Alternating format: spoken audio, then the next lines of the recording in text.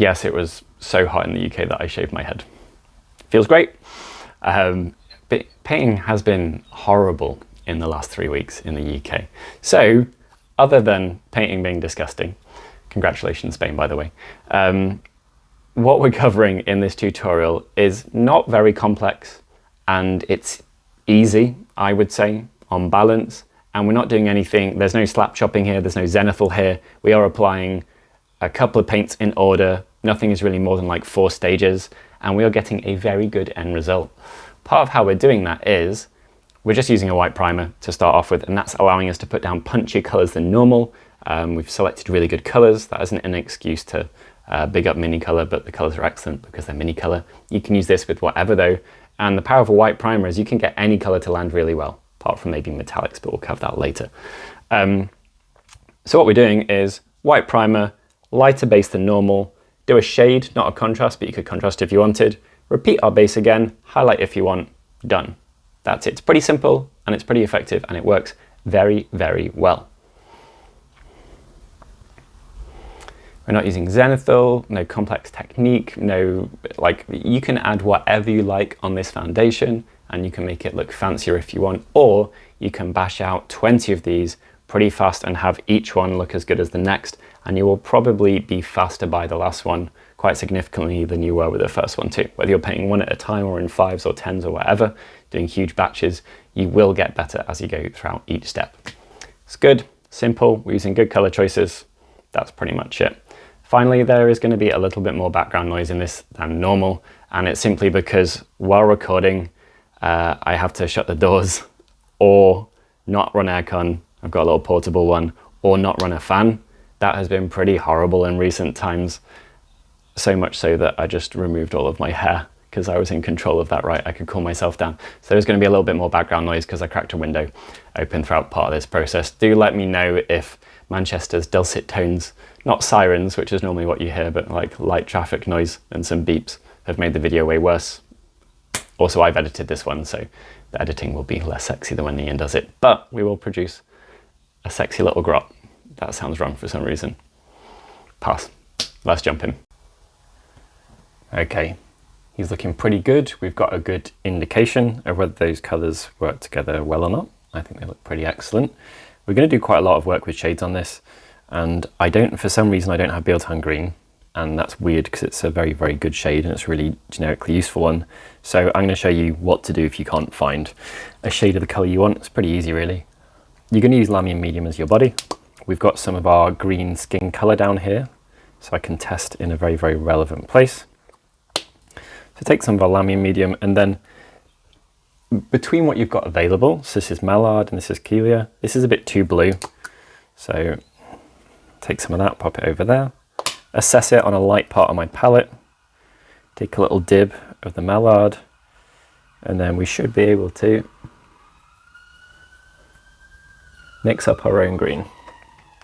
Now, next step is just to put it on here and see how we think it looks. That's good, but I think it's a little bit too strong. If anything, we can always wash twice, so a bit more medium, and put there.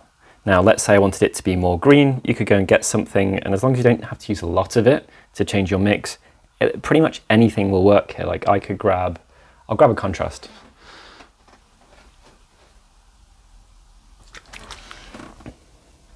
Okay, so if we take something like Warp Lightning, it's pretty strong, so you have to be delicate with how much we take. A tiddy dab. See? Easy. So this is how you can make your own mixes if you need. Obviously, don't lose your Beardtown Green, and that would be the easiest way to do things here. You still got to dilute it with a Lamian Medium though. All right then. So skin's important, and we've got a really good base coat that took us a little bit of time to establish on this one. I should have just painted him all over green, whether it was airbrush or manually painted and then painted around it, but lesson learnt for the next one. So how are we going to apply this wash delicately and correctly? First step is I'm going to go softer with it. That means just more Lamian. I'm using a very small brush here, but he's a very small model. It's quite an old 000, so it's got a flat end. It puts down more paint than 000 normally would by quite a long way as a result of that. And we're going to start somewhere really detailed and wrinkly.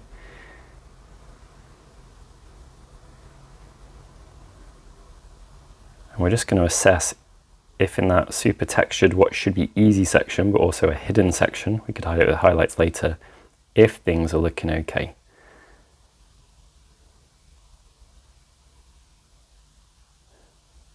I think they are looking okay. Might want it a little bit more greeny green, but I'm pretty much committed at this stage, so we'll get the back of the hand.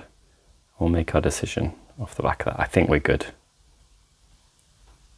So now what I'm going to do is I'm not going to change this guy's orientation too much, and I'll do him section by section. So I'll do all of this arm.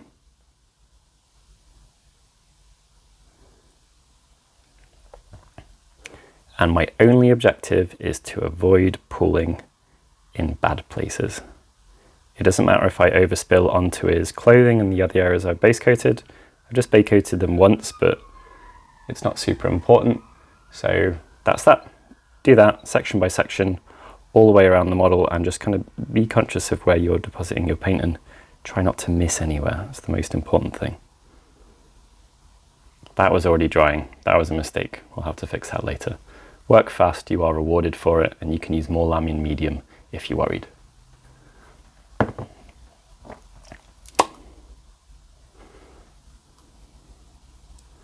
There we go, more Lamian, so more dilution, and then again, craggy areas to start with, just in case I got my mix wrong. You can work from a big bulk load of the mix and it should really help. That's looking great, actually, it's looking really good.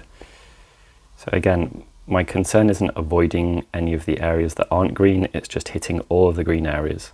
If I got to repaint some other areas, that's completely cool. The priority is the green looking good. It is by far the most important part of this model, so that is the priority. It's the only priority. Sorry for the angle. What I'm doing here is I'm using my egg to be able to get underneath him and stuff, but I don't want to tip him backwards for the camera because then my shade will be running in two directions, and that's where bad drying practices come from. So keep that in mind. If this is how you start, that's how you finish. Only one orientation.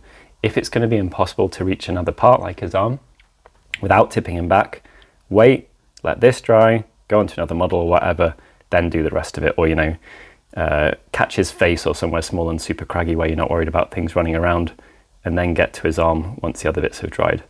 Oh, his face is going to look good. It's going to look great.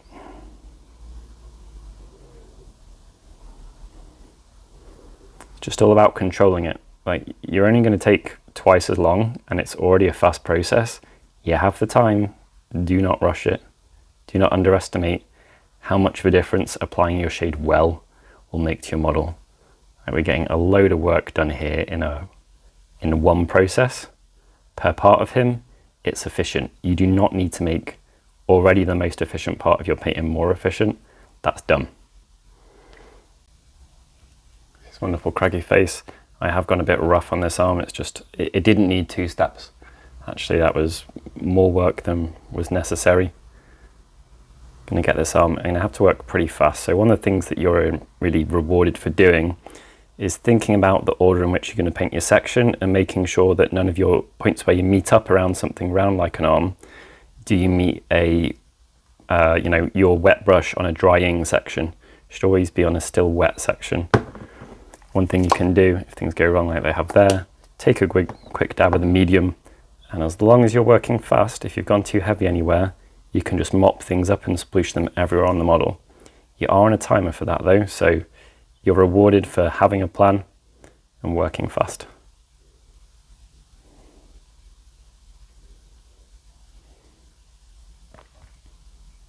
Our little man is looking so good. So all I need to do now is go around and just re-establish my base coats.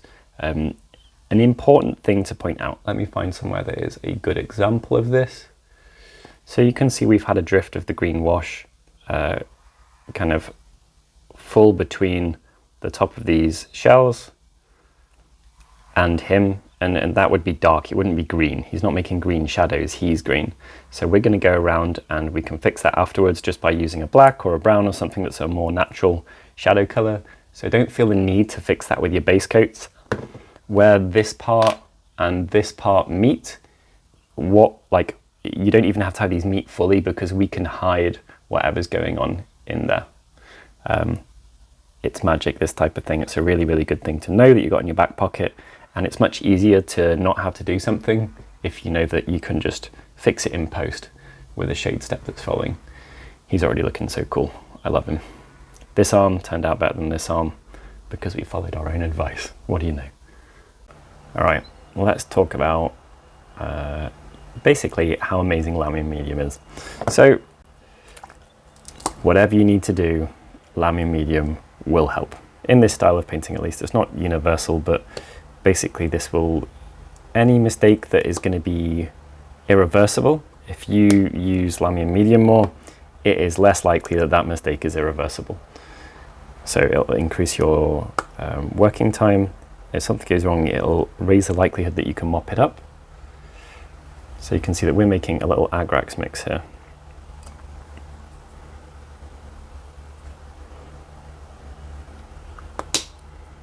Use it sparingly, and I'm just going to take my time. I'm using a teeny tiny brush, as I said before.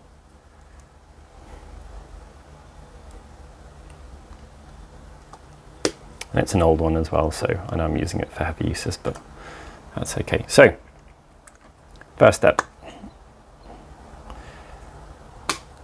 I've been using this mix commonly throughout the rest of the model, so we're going to give that a go.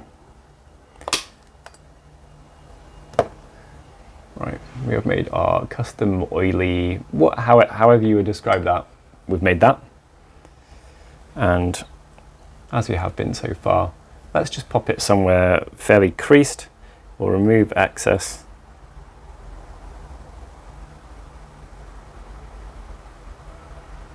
Okay, I think we're safe. It's a good mix, so we'll just work quickly. And the major thing I'm trying to avoid is pulling beyond the edges of the piece. So even if I don't go over the edges, which is something that we often do on purpose to make sure you cover every area, that's okay. The orientation is a big thing. Like if I were to touch this here and try and get between his green arm and his brown little, it's a tank top, vest thing. Tank top sounds weird on an orc, doesn't it? It would run everywhere, so we're just not going to do that yet. We will do that when we have less on the brush. By small brush standards, this is pretty overloaded, so yeah, we'll just wait, bide our time. You can just remove a load on a thumb, and then that will allow you to do far more precise tasks, like putting lines places there weren't lines before. You can also use this to sneak your way up to details. And you can do this before or after you've done the main shading on the area, or you can do this instead of. If you really want that helmet to remain super shiny, then you could only shade the recesses. And you can see this kind of cool tarnish. Okay, so let's try out that mix again on the metal.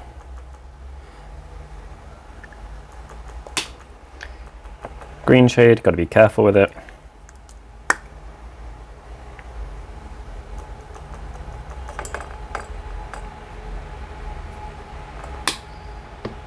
Agrax. What is this, like a stormy brown grey? How would you describe this colour below? Either way, it is extremely useful. So what happens if we use it just on the naked metallics of the gun? Now you can dab it first around rivets and then do a second pass. It's up to you, or you can just go a little bit heavier and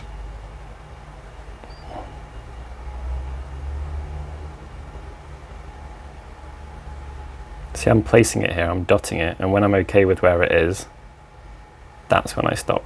You can mop it up, you can place it down and pick it up with the same brush.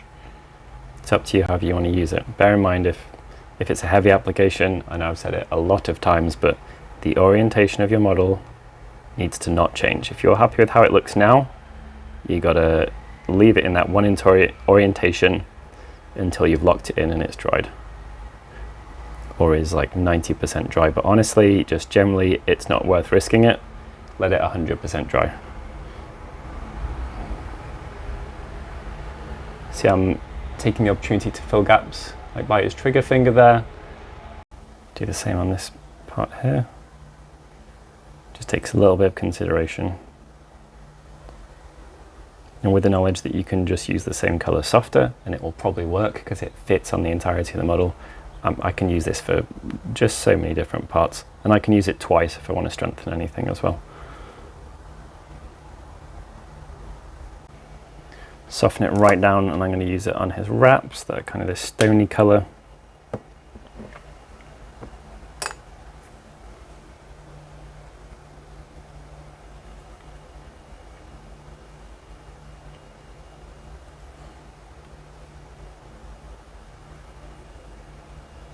Because they're so textured, I can turn them around quite a lot, and their shape should pretty much hold the wash where it needs to be.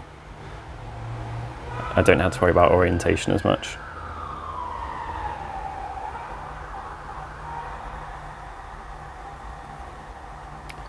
Looking good.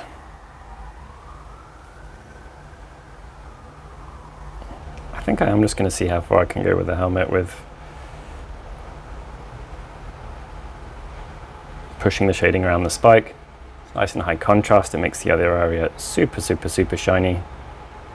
Alright, so we asked you, the viewers, whether I should just do base coat and shade, and you wanted some highlighting on it.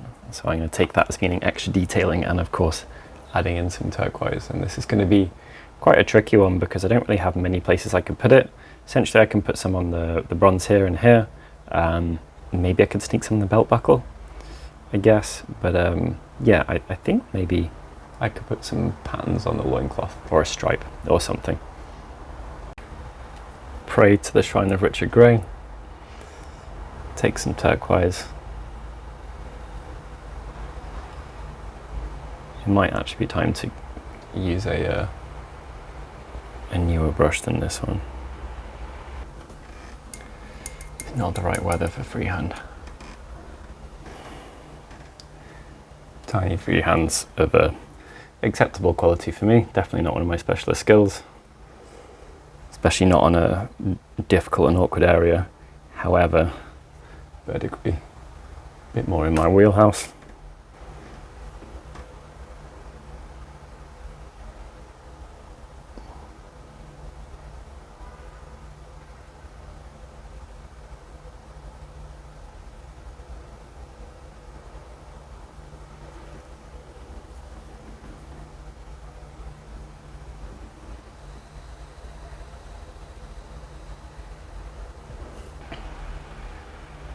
Tiny dots of colour, but they add so much. I think I can do this yellow as well. Haven't really used much contrast, but this, I think this fits pretty well. I can always go over it again with Imperial Fist, so that's the reason for using this one first. Imperial Fist is definitely my favourite.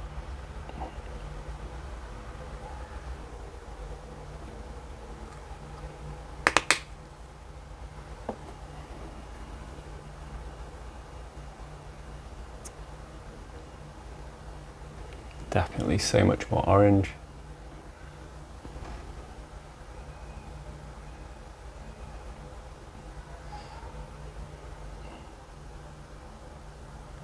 It's a bit more sensible. I'll go around the edges with a yellow highlight. There you go, it's not much, but I reckon those little tiny dots of colour have added quite a bit. I'm going to, I'll silver these rivets, I think that's worth doing. Maybe these two. And that'll nearly be him done if we don't want to highlight him. Screaming Bell and a tad of silver.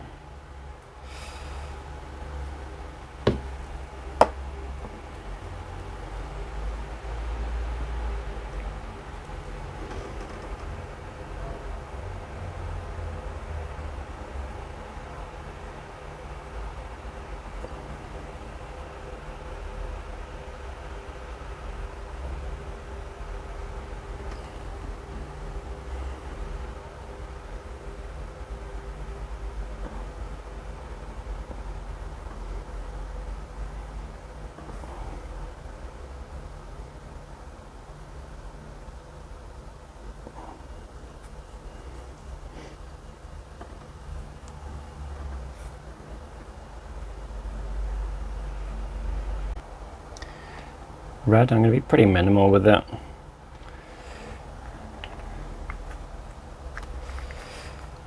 On his bomb we've got pretty much pure chili at the point of the highlight anyway, but I'll just quickly check. We can glaze that up.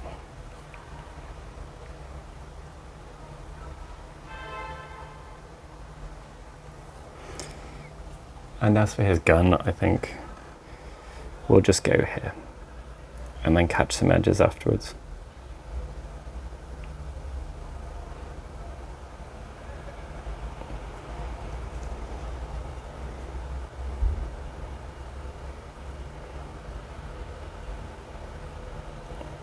Putting back anything that the wash is obscured. It's looking so cute. Sparing use of a very white red. We've got cardinal here. You could just add a little bit of white in with whatever you've got though.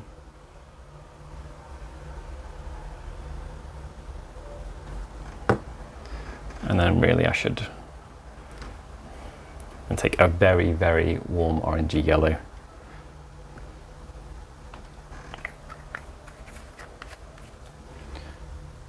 This should put us in safely warm, bright territory.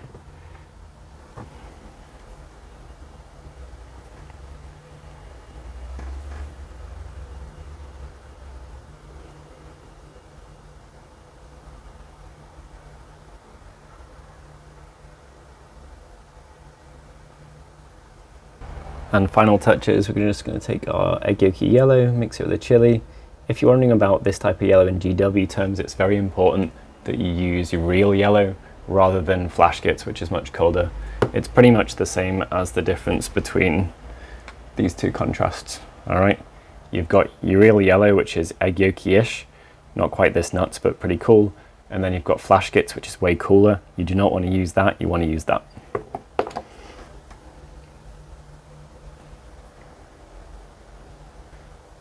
Very top edges.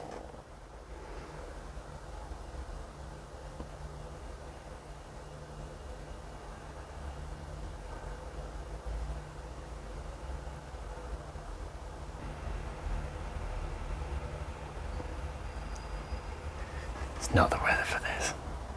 I don't think I can show you how I would actually work on this on camera, but what I do is I put the butt of my egg on a table.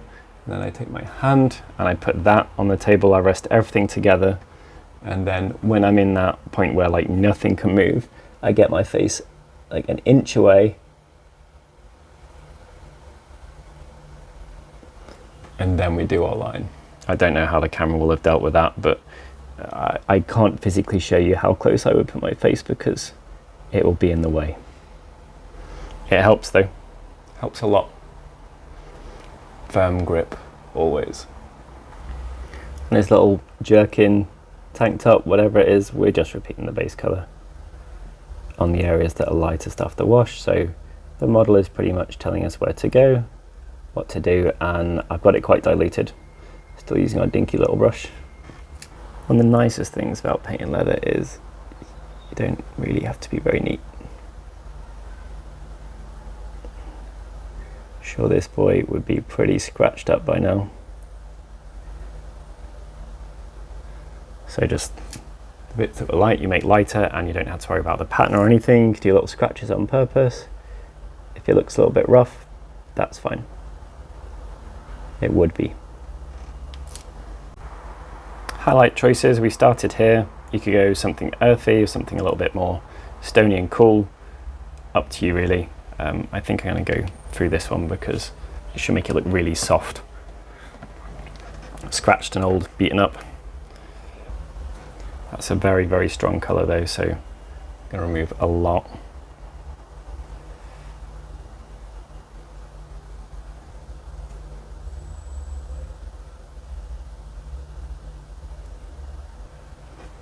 Part of the reason to do these smudges on the base is I can compare how strong things are. In comparison, it's a bit stronger. Should be good, we're going to be brave.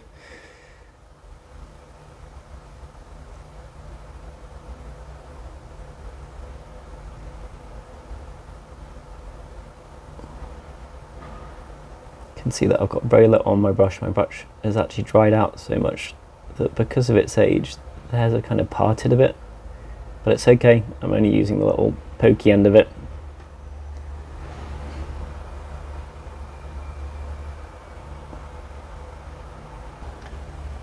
Worth it. I haven't done that on the back, but you know, the front's the front, it's more important, so worth spending a little extra time there on something that's so noticeable in the final mini.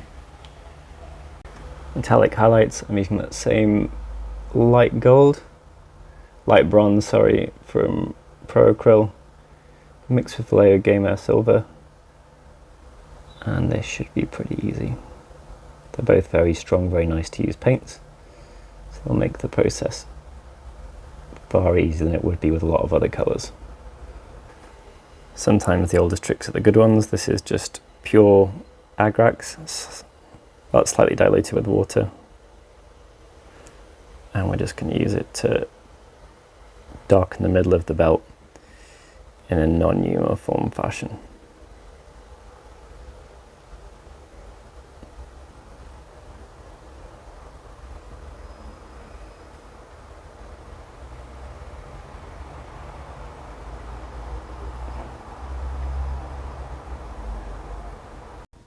Okay, so highlighting for the skin is super simple. We're just going to mix our lime with lemon, which is a little bit like the very popular and beloved Old Icy Yellow from Vallejo.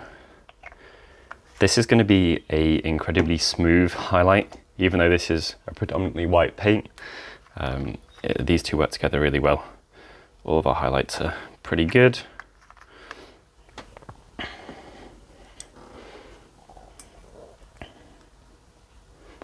You could use Dawn though in GW terms, or if you want something a bit less yellow, you could use a bone.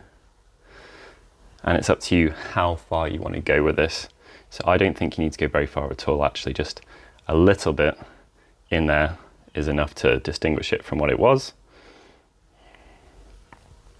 And it's up to you what approach you want to take with the highlights. I'm not going to do pink knuckles or anything like that, but I'm just going to enhance some of the wrinkles.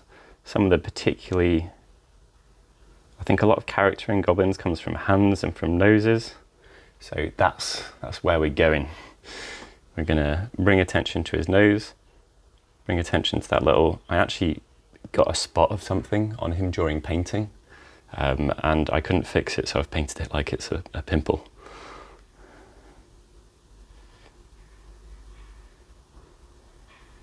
Still pretty hot here.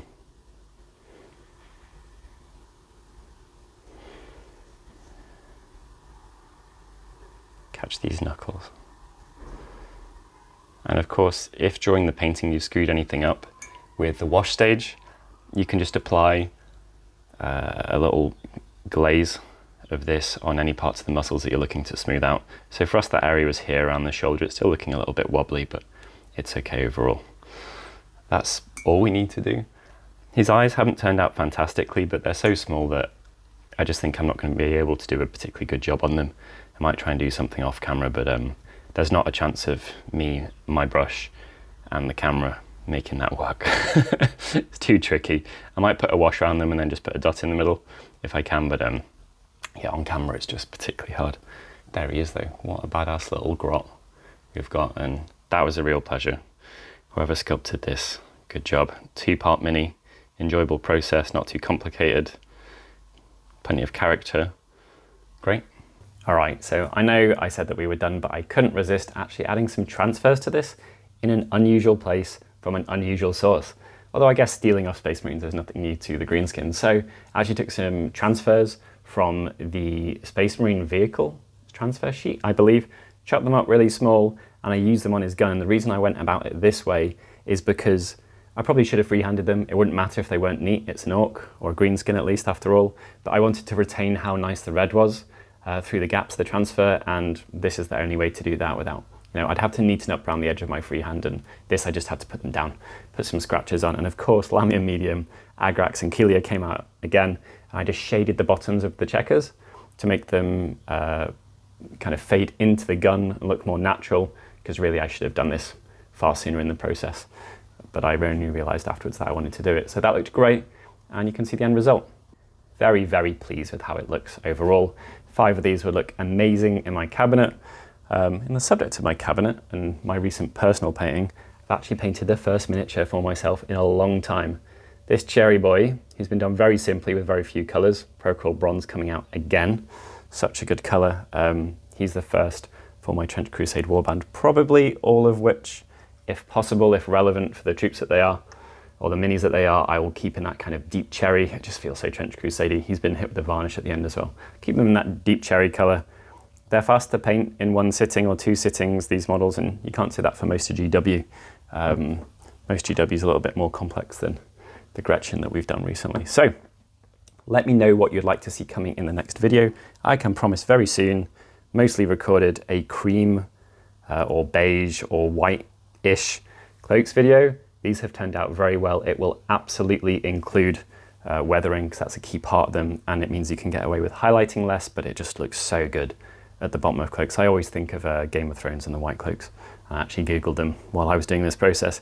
These next to some gold armor, or some gold and silver armor, looks amazing. All right, that is everything. Check out Mini Color below.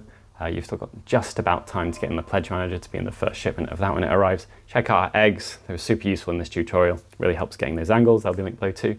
And give us your suggestions and comments for what you'd like to see coming up next. See you soon.